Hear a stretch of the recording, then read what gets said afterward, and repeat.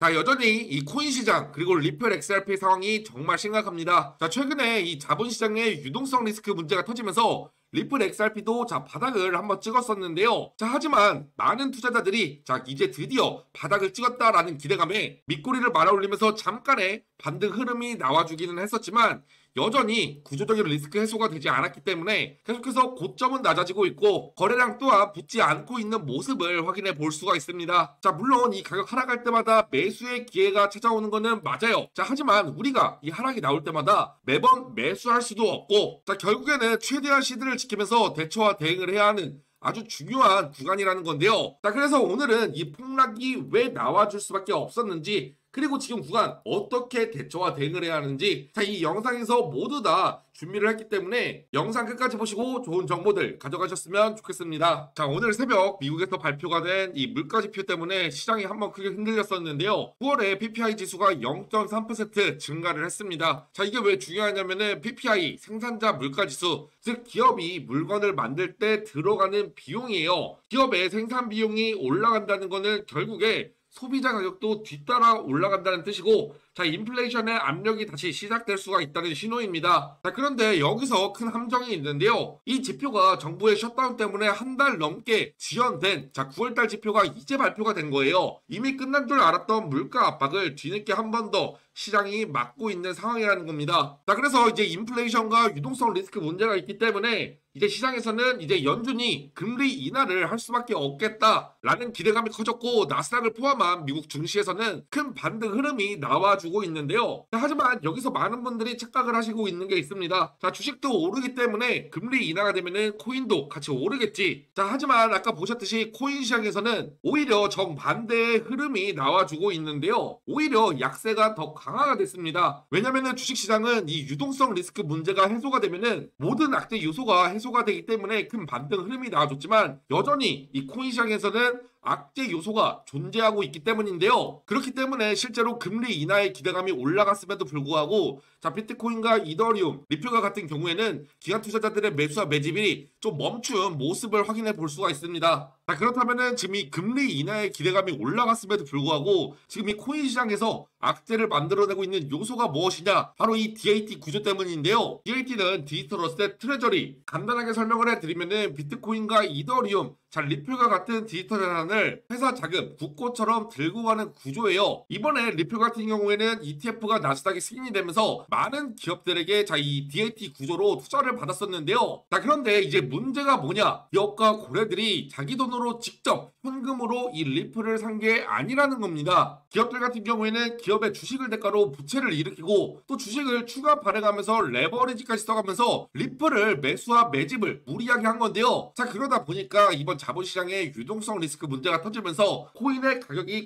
갑작스럽게 떨어지게 됐는데 자, 그 결과 이 코인의 가격만 떨어지게 된 게 아니라 이 코인을 가지고 있었던 기업의 가치가 떨어지게 되고 그리고 이 주가가 떨어지면서 담보 가치가 떨어지고 대출 기관에서는 어쩔 수 없이 추가 담보를 요구하면서 결국에는 기업이 들고 있었던 이 대규모의 리플 XRP를 시장에 던지게 되면서 그 매도 물량 때문에 코인의 가격이 또 한 번 더 내려가는 사실상 이 청산과 덤프 가격 하락 이 악순환의 구조가 계속해서 반복되는 전형적인 연쇄 청산의 구조가 만들어지고 있었다는 건데요. 결국에 지금 시장은 그냥 단순히 이 유동성 리스크 문제 때문에 개인 투자자들이 겁을 먹고 패닉셀이 나와서 떨어지는 시장이 아니고 이 기관과 고래들의 구조적인 DAT 포지션의 문제 때문에 리스크 회피를 위한 물량들을 계속해서 대규모 덤프와 매도를 하면서 폭락을 만들어내고 있는 시장이라는 거예요. 자, 그래서 현재 리플 XRP에 투자하고 있는 이 VC들의 트랜잭션과 포트폴리오를 보시면 알겠지만 IDG 캐피탈, SBI 홀딩스, 블랙록, 소프트뱅크, 판테르 캐피탈까지 자, 여러 기업들에게 최근에 대규모 투자를 받으면서 자, 보시는 것처럼 올 하반기 60%가 넘는 큰 가격 상승을 만들어내 줬었습니다. 자, 하지만 문제는 이 상승분에 대한 차익 실현과 함께 또 이 고점에서 DAT 포지션에 대한 리스크 회피율을 위한 물량들을 대규모 덤프, 매도를 진행하면서 지금의 큰 가격 하락과 조정을 만들어주고 있다는 건데요. 그리고 여기서 또 하나 더 알고 가셔야 할 점이 이 덤프 물량들이 어느 정도 매도가 된 시점에서 아직까지 매도가 되지 않은 이 대규모의 XRP가 또 한 번 더 재단의 락업 해제 일정에 맞춰서 트랜스퍼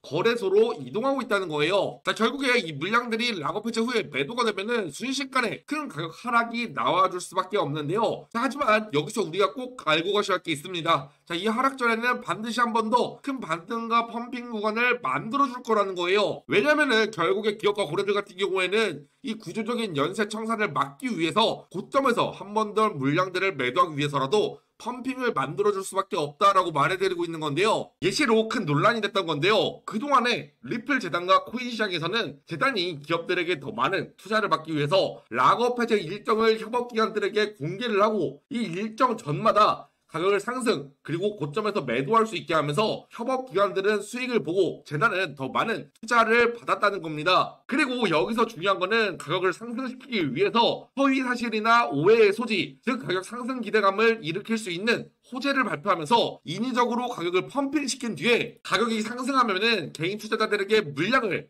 몽땅 팔아치우면서 많은 수익을 봤다는 거예요. 자, 결국에 기업과 거래들 같은 경우에는 이러한 재단의 일정을 통해서 시장의 가격 상승 기대감이 가장 컸을 때, 자, 이 고점에서 그동안의 이 상승분에 대한 차익 실현과 함께 지금 이 DAT 구조에 대한 리스크 회피를 위한 물량들을 대규모 덤프와 매도를 진행하면서 큰 가격 하락을 만들어내 왔다는 건데요. 그리고 더 중요한 거는 지금 자금이 있는 협업 기관들 같은 경우에는 이 하락할 때마다 공포에 매도하는 개인 투자자들의 물량을 매수와 매집을 하고 있습니다. 자, 결국에 이 고점에서 물량들을 매도해 에서 수익을 보고 저점에서는 더 많은 양의 XRP를 매수와 매집을 하고 있는 중인데요. 그리고 지금 중요한 게 자 보시는 것처럼 현재 이 덤프 물량들이 어느 정도 매도가 된 시점에서 아직까지 매도가 되지 않은 이 대규모의 XRP가 또 한 번 더 거래소로 이동하고 있다는 거예요. 자, 결국에 지금 기업과 거래들 같은 경우에는 이 덤프 물량들을 통해서 가격 상승이 나와줄 때마다 계속해서 가격을 눌러주고 있는데요. 자, 하지만 이 이후에 덤프 물량들이 다 매도가 된 시점에서는 아직까지 매도가 되지 않은 이 대규모의 XRP를 매도하기 위해서라도 한 번 더 큰 반등 흐름을 만들어 줄 거예요. 하지만 여기서 우리가 꼭 알고 가셔야 할 게 있습니다. 이 반등과 가격 상승이 나와줄 때 락업 해제 전에 반드시 고점에서 매도를 하셔야 한다는 건데요. 왜냐면은 욕심 때문에 이 매도 타이밍을 놓쳐버리게 되면은 또 한 번 더 대규모 락업 해제 물량의 큰 가격 하락에 손해를 볼 수밖에 없기 때문이에요. 자, 원래 이 락업 해제라는 게 투자자의 보호가 목적이지만 결국에 이런 정보를 모르셨던 분들 올라갈 때 매수하고 떨어질 때 매도해서 손해를 볼 수밖에 없던 구조였었는데요. 자, 그래서 이제 제가 이 리플 XRP 커뮤니티에서 초기부터 활동하면서 이러한 재단의 일정과 함께 VC들의 트랜잭션과 포트폴리오를 알아냈는데요. 자, 이제 이 정보를 통해서 락업 해제 전에 큰 가격 상승이 나올 때 매도하는 이 목표 매도가 그리고 락업 해제 후에 덤프 물량들이 전부 다 매도가 되고 나서 다시 재매수하는 시점들을 공유해 드릴 거예요. 자, 그런데 이제 이런 정보를 제가 영상에서 모든 분들에게 다 공개를 하고 싶은데 저번에 영상에서 모든 분들에게 공개했다가 유튜브 영상 정책 때문에 삭제가 된 적이 있어요. 그래서 이제 구독자분들에게만 제가 따로 공유를 해드리고 있는데요. 구독, 좋아요 안 눌러주신 분들은 그냥 구독, 좋아요 눌러주시고 여기 010-2145-2133 저 김부장 개인 번호로 리플 이렇게 단 두 글자만 문자로 보내주시면은 제가 이런 정보들 바로 답장 보내드리겠습니다.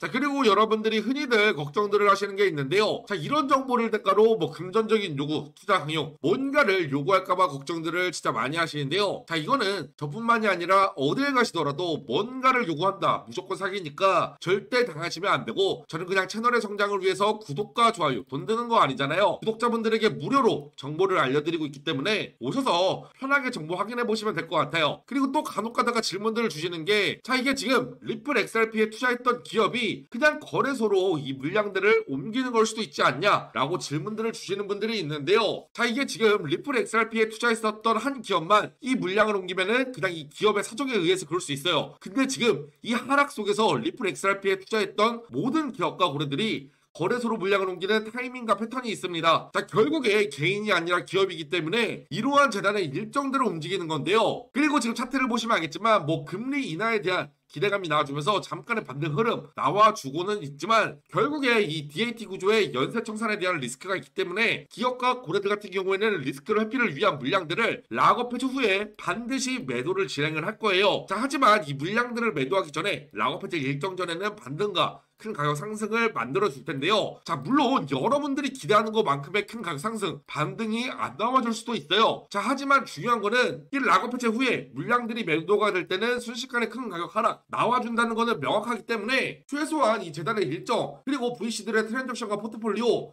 반드시 확인을 해보시고 자, 안 믿으셔도 그럴 수도 있겠다 라고 생각하시면서 미리 준비하는 것 자체만으로도 분명히 여러분들의 시드가 뭐 한 푼 두 푼 절대 작은 금액들이 아니기 때문에 지켜줄 수 있을 거다 라고 확신을 해요. 그리고 또 정보 확인해보는 거 무료이기 때문에 로우 리스크도 아니고 노우 리스크이기 때문에 제가 자신있게 말해드리고 있는 거예요. 그리고 만약 제가 이런 정보를 뭐 여러분들에게 금전적인 요구, 투자 강요, 뭔가를 요구했다, 사기쳤다 그랬다면은 지금의 제 채널 이렇게 성장할 수도 없었고 또 요즘 같은 시기에 진작에 저격당해서 망했을 거예요. 대신에 정보를 보시고 정보가 여러분들 투자에 조금이라도 도움이 됐다라고 하신다면은 그냥 구독과 좋아요, 댓글만 남겨주시면 좋을 것 같습니다.